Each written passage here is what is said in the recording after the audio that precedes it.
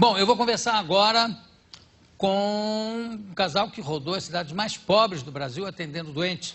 Eu vou conversar com os médicos Daniele Bertolini e Carlos Macnavício.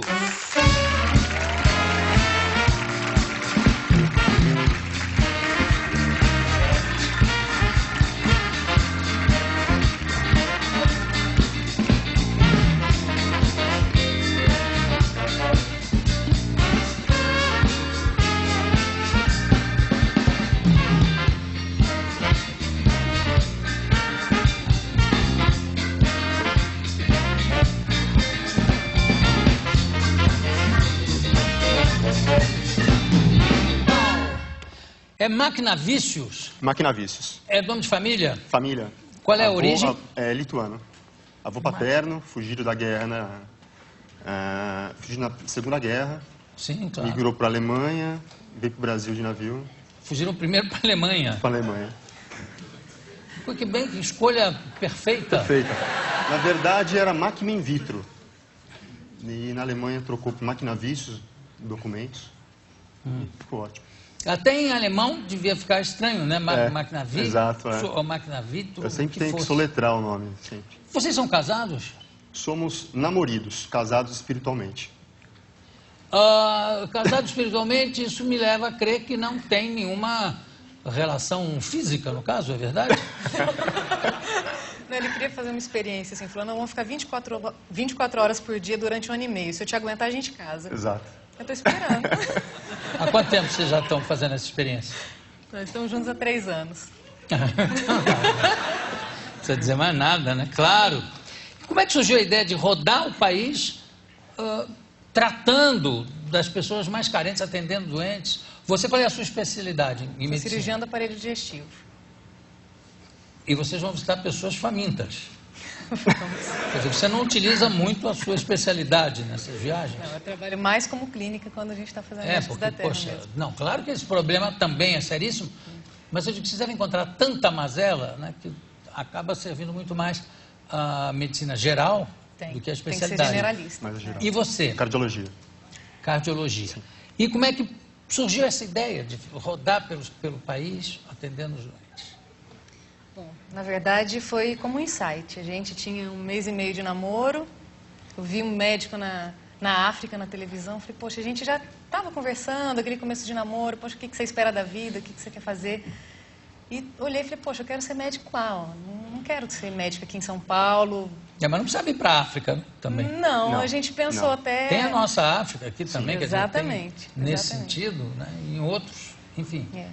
Mas aquilo representava aquela medicina mais humana para as pessoas mais necessitadas. Sem fronteira também, exatamente. Né?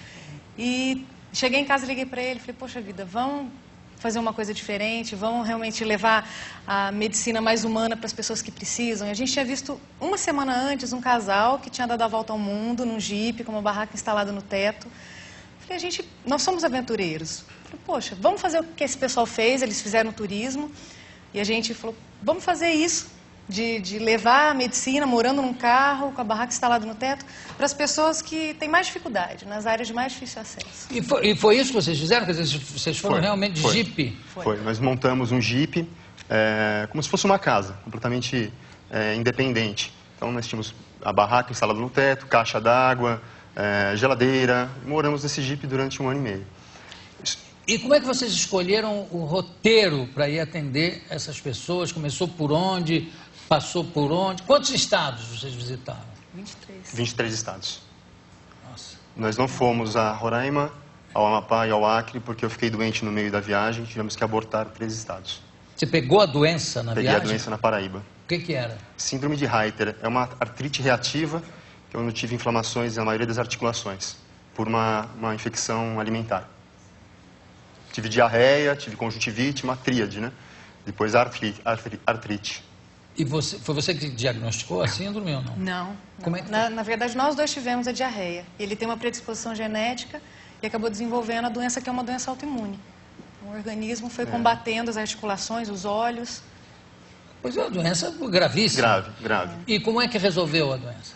Bom, fomos a Teresina procurar um centro médico e lá o ortopedista achou que fosse uma artrite por dirigir muito.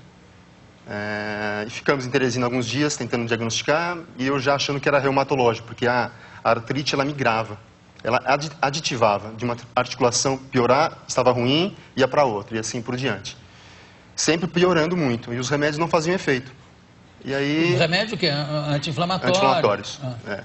E aí eu liguei para um amigo meu, reumatologista de São Paulo, falei 3 palavras para ele: diarreia, conjuntivite e artrite. Ele, Reiter. Como é o nome do... Reiter. Reiter é o nome de um médico antigo, alemão que descobriu essa doença na Primeira Guerra. Engraçado, porque eles adoram botar nome, o próprio nome nas doenças, né? Isso é uma coisa que você vê muito em inglês. É verdade. É tudo, síndrome do fulano, não sei o quê, não é? Doença Lou Gehrig's disease, Alzheimer. Tudo o cara põe um nome, não? Alzheimer. Fui eu que descobri. Fui eu que descobri. O cara fica marcado para sempre como o Al, né? Na intimidade do Alzheimer. E essa doença, com que é que cura? Anti-inflamatório, eu tive que tomar corticoide e repouso, fisioterapia. Então a reumatologista na época em Teresina falou: olha, são 2 anos para ficar bom. Eu falei: não será 2 anos. Eu coloquei na cabeça, em 3 meses eu estava melhor e voltamos para a expedição. E você tomou corticoide durante quanto tempo? Durante uns 45 dias. Então sem efeitos colaterais e tal. Efeitos. Porque o corticoide bem usado é uma bênção, né? Não, é um excelente anti-inflamatório. Extraordinário. Bom, aí vocês ficou doente lá na Paraíba? Na Paraíba. Né? Você também, mas você não progrediu. E qual era o atendimento maior que vocês faziam? Que tipo de doença? Diabetes e hipertensão arterial. A mesma coisa que nos grandes centros? Na verdade, Jô, nós visitamos escolhemos o IDH para mapear o Brasil. E íamos na cidade, chegávamos na cidade, contactávamos a secretária de saúde, ela, através dos agentes comunitários, nos mostravam qual eram as localidades de mais difícil acesso, onde os médicos da região não chegavam. Então era esse o nosso objetivo. De desenvolvimento humano. Exato. Sim. E aí? Então era lá que nós íamos, junto com o agente comunitário de saúde, que mostrava quais eram as casas onde o médico da região não chegava ou que os doentes não conseguiam chegar até o médico. Tem uma coisa que me assusta muito nisso, me preocupa, acho que deve preocupar a todos nós, é o seguinte: às vezes são famílias inteiras que não tiveram passado, porque os pais já não tinham condições de dar uma melhoria de vida, não tem presente, que estão com doenças, inclusive em algumas regiões com malária, com uma série de doenças, e que não tem futuro, porque o que essas crianças que nascem dessas famílias vão fazer? Isso deve preocupar demais vocês. Como é que se tenta resolver um problema desse? A gente atuava muito em medicina preventiva, muita palestra na escola. A gente tentava solucionar os problemas encontrados, porque eram atendimentos domiciliares. A gente ia de casa em casa, dentro da cidade mais baixa DH, né, nessas casas mais distantes. Então, a gente resolvia o problema ali imediato e nas escolas a gente tentava fazer uma orientação, realmente palestra sobre noções básicas de saúde, doenças. Porque isso nas grandes cidades ainda há campanhas mostrando como fazer um soro em casa, né? Como você realmente ferver a água. Sim. Aí imagina nesses centros mais afastados e tal, populações carentes, isso deve ser uma coisa braba. E situações, por exemplo, de necessidade de cirurgias, como é que vocês enfrentavam? Durante o período assim, que a gente chama de projeto piloto, eu consegui fazer algumas pequenas cirurgias, porque a gente fez uma parceria com o Instituto Brasil Solidário. Então, na ação social do Rally dos Sertões, a gente fazia pequenas cirurgias, porque tinha estufa, tinha material esterilizado, isso tudo. Mas durante o Médicos da Terra mesmo, eu não conseguia. Se eu achasse uma doença que precisava ser operada, eu entrava em contato com o cirurgião mais próximo e encaminhava esse doente. E eu não resolvia cirurgicamente esses casos. Mas você é cirurgiã também? Ou você... Eu sou cirurgiã. Eu não, eu sou clínico. Quer dizer, então você poderia eventualmente operar, só que não tinha as condições físicas para operar. E nós não tínhamos como carregar nada também. Vamos ver algumas fotos, por favor? Essa foto sou eu atendendo dentro da casa, isso que nós fazíamos. Entrávamos nas casas das pessoas, conversávamos, fazíamos um questionário perguntando sobre as condições de higiene, de saúde, e depois examinávamos. Aí estou aferindo a pressão dessa senhora. que vocês encontravam nessas áreas muitos casos de hipertensão. Muitos, muitos. E aí, o que vocês davam para tratar? Você tinha remédios? Tínhamos. Vocês distribuíam remédios? Aí nós relacionávamos as pessoas que estavam hipertensas, ou nós fazíamos o diagnóstico, e entregávamos para a secretária de saúde para posterior resolução. E diabetes? Diabetes graves? Sim. Sim, nós medimos a glicemia através do glicosímetro. Mas assim, pessoas já amputadas por causa de... Tinha. Ou cegas, Sim, sei lá. sim, É? sim. Agora você vê que está numa casa, que você vê que é uma casa onde pode acontecer a criação de barbeiros. Sim, sim. Então vocês encontraram muita doença de Chagas Sim. também pela frente? Também. Vamos ver mais fotos? Bom, Jô, aí o nosso veículo é um 4x4, né? Mas aí, que tipo de animal é isso? É um cavalo? É um cavalo. O cavalo está em condições piores ainda. Do que... Foi o último paciente. Se eu sento nesse cavalo, ele arreia. Tinha já estava riando comigo aí, Jô. Coitadinho. Então, em localidades que o carro não entrava, nós íamos a cavalo ou de bicicleta. E ele tinha 3 patas só? Não, né? Parece, Porque na foto parece que ele tem só 3. Parece mesmo. Não tinha reparado ainda. Vamos lá. Conta, Dani. Aonde é isso? Não, Isso é uma rodovia no Espírito Santo, Jô. E nós, indo para o norte do Espírito Santo, nos deparamos com esse acidente. Foi assim, eu vinha na pista da direita, quando eu vi uma bicicleta pedalando no sentido contrário, um ciclista. E eu falei para a Dani, olha que maluco, né? No meio da rodovia. Bem no meio? Bem no meio da rodovia. Na contramão. E tem aquela curva ali adiante. Na curva veio uma moto. Eu olhei e falei para a Dani, acho que vai bater. Fui acompanhando, Jô, e realmente ele bateu de frente na bicicleta. Nós paramos no acostamento e falamos, vamos socorrê-los. Quando a curva se mostrava perigosa para fazer uma conversão, eu falei, vamos adiante e fazemos a curva. Nisso passou um carro e ficou olhando para a gente, observando a gente parado ali no acostamento. Fizemos a curva e logo adiante tinha uma polícia rodoviária federal, Jô. E estava o carro que passou por nós, apontando para a gente, falando, foram eles, foram eles. Aí o policial com a arma na mão, falando, parados, né? E vocês atropelaram? Né? Não, nós somos médicos, vamos socorrê-los. E voltamos com o policial rodoviário ali. Por sorte nossa, o motociclista também estava no local, não tinha fugido. Né? E era um índio que tinha sido atropelado pela moto. E aí socorremos, fizemos os primeiros socorros e ele veio a ambulância e levou para o hospital. Depois que a gente colocou ele na maca, a gente ficou conversando ali, antes da gente colocar o paciente, a maca foi descendo assim a ribanceira, quase que o paciente vai embora com a maca. É verdade. Acho que não tem a foto, que aí né? não tem. E eu fotografando. E são A dois... marca saindo. Não veio a foto. Já são 2 veículos que já foram construídos para cair, né? Porque tem 2 rodas, um dia elas ganham. Agora, o índio sobreviveu ao impacto? Ele estava bem, estava bêbado. E o policial rodoviário nos falou que é muito comum isso, porque depois eles pedem indenização pro... É verdade. Quer dizer, ele toma, bebe e aí vai para o meio da estrada. Porque o ciclista, geralmente, às vezes ele anda na contramão, mas bem no cantinho, para ver quem é que vem de frente. Porque tem gente que já escala o ciclista para pegar ele, né? Quando tem um ali, vou lá. Pela frente, assim, não adianta, já me viu, eu vou... Vai em frente. É verdade. Vamos lá. Fala, Dani. Aqui em relação à água mesmo, né? A água, o que Isso mais nos assustou. Em relação Isso é à água que eles bebem. Eles bebem, Nós, né? Porque nós estamos falando do Brasil, são brasileiros, são irmãos da gente. E você olha, quando você vê pela televisão ou vê fotos, parece que é outro país no fim do mundo. E o mesmo país no fim do mundo.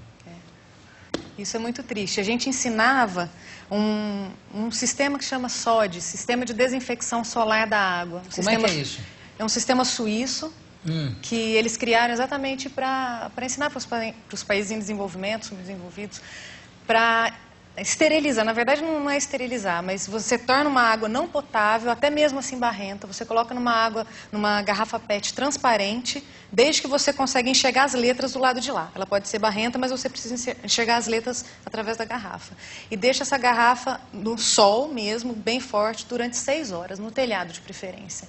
A radiação ultravioleta e o aumento da temperatura matam todos os micróbios. Então, essa água que não era potável, torna-se potável. Isso é comprovado cientificamente, é simples, barato, factível, pouca gente conhece. Então, tem o site deles, que é sodes.ch, www.sodes.ch. Pede para a Yara colocar isso aqui embaixo, que isso é da maior utilidade pública, põe aqui embaixo. Mas ela não perde a cor barrenta. Não perde. Não perde. Nem o gosto. E o sabor Nem também o não. gosto. Mas pelo menos não transmite. Agora, esse tipo de lugar deve ter esquistossomose também. Tem. Claro. Vamos mais? Aí no norte. Isso no norte, em Rondônia. Vamos fazer atendimentos à população ribeirinha. Então isso aí é uma ambulância que eles chamam. Então, onde não entra carro, é a Meio de ambulância. transporte. Vamos mais? Conta, Dani. Conta. Aqui é na BR-319, que é de Manaus a Porto Velho, aliás. Essa De Manaus a Porto Porto Velho. Velho. Isso. Essa pode estar descascando? O que está acontecendo com isso? Ela é assim, na verdade. Ah. Só que tem o detalhe, É o um índio ali embaixo. design. É o design dele. Lá embaixo tem um índio, Jô. Tem um índio. Aonde está o índio? Bem aqui embaixo aqui à esquerda.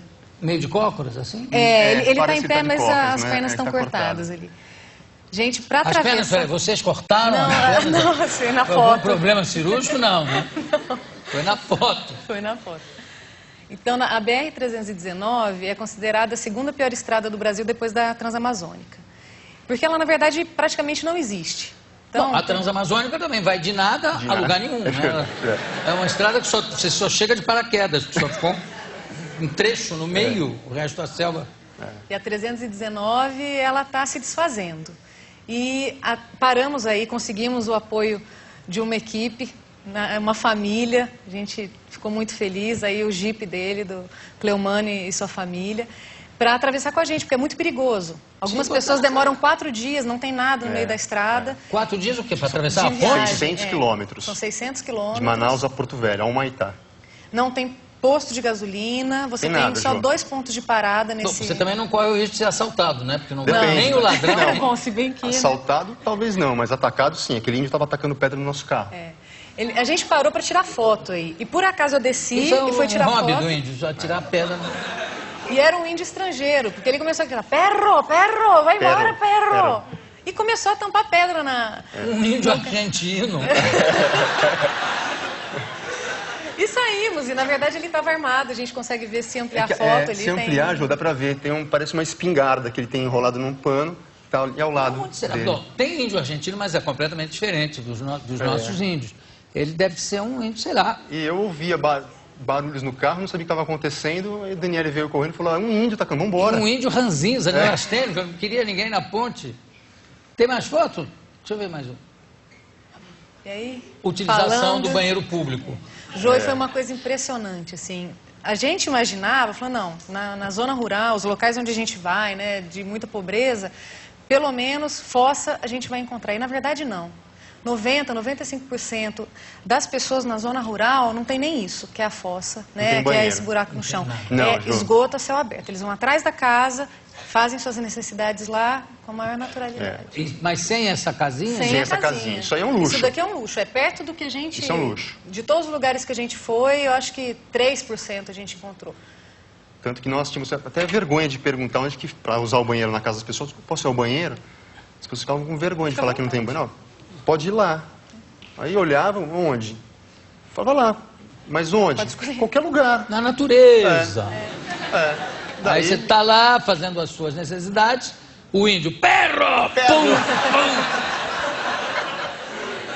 Vamos lá. Verdade. Lavando louça e tomando banho. Agora, essa temeridade de estar de sandália nessa área onde o mato deve cortar a perna e pode ter cobra também. E aí, tinha que tomar banho, Jô. Bota só para vir aqui. Não. Não, a gente usava. Não pode ter E uma era um serpente local... lá? Aí era um local de menor risco, porque tinha uma casa aí. Você tá de quê? Tá de bota? Tô de também? bota. Ah. De menor risco, aí vocês aproveitaram. tinha que tomar banho, então tinha que Não dá tirar a pra bota. tomar Sim, banho era agora. só para tomar o banho, tá certo, claro. E aí foi uma casa que marcou bastante a gente, porque ela não tinha, aí é um poço, e ela tinha bem pouca água. E nós fomos acampar, durante o final de semana a gente sempre acampava. E não tínhamos como tomar banho. Nós fomos acampar num lugar que chamava Chapada do Lagoão, e o Lagoão estava seco, em Minas. Lagoão. Lagoão. A gente imaginou uma bela de uma lagoa, né? Nossa. Nossa, legal, vamos nadar, vamos aproveitar. Não tinha nada de água, muito seco. Aí, nesse caso, vivem de quê? Da agricultura que eles mesmo plantam? Ela vendia pequi, essa senhora. Vendia o quê? Pequi. O que é pequi? Pequi é uma fruta, ali Da estávamos região. em Minas, na região. Por fora parece um abacate, quando você corta, tem tá. uma Cheio de semente espinho. mesmo. Tá. Mas quer dizer, a base da alimentação também é a mais pobre possível. Mandioca. Né? Vocês são uns abnegados, realmente impressionante. E tinha gente lá que nunca tinha visto um médico antes. Tinha, muita gente. Muita gente. Bom, eu quero dar os parabéns, eu posso dar algum endereço, alguma coisa que vocês queiram divulgar? Nosso Em site. particular? Nosso site. Ah. Jô, a gente pode Que é aquele agradecer que quem já ajudou a pediu? gente? Claro, peraí só. O site foi aquele que eu já pedi para botar, era o site de vocês? já? Médicosdaterra.com.br. Não, aquele site é do SODES. Então, ok, põe aí. Yara, por favor. Médicos da Terra. Médicos da Terra. .com.br. E pode, claro, fala, evidente, Porque deve falar. não seria que- possível se não fosse a parceria que nós tivemos. Então, Não, eu dou até os parabéns pelo pessoal Tá. que se empenha em ajudar uma atividade dessas.